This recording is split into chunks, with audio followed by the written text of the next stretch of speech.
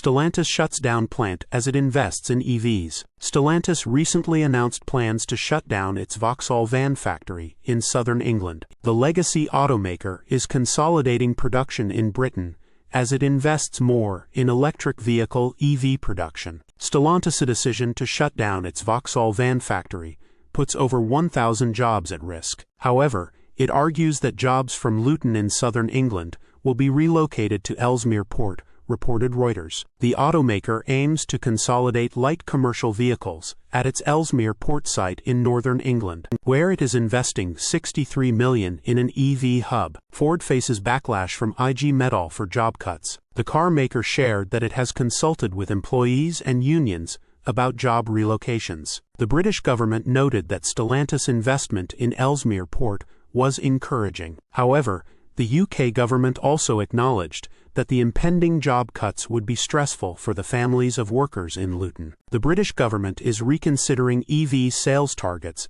as more automakers announce job cuts. It plans to open consultations for its zero-emission vehicle (ZEV) mandates, encouraging automakers to produce more zero-emission vehicles and steer away from internal combustion engines. Automakers have argued against the ZEV mandates, stating that it threatens jobs and Britain's appeal as a manufacturing hub. The general consensus seems to be that the UK government is pushing the ZEV transition too hard, while automakers struggle to sell ZEVs to consumers. Source: reposted and summarized from Maria Merano at teslarati.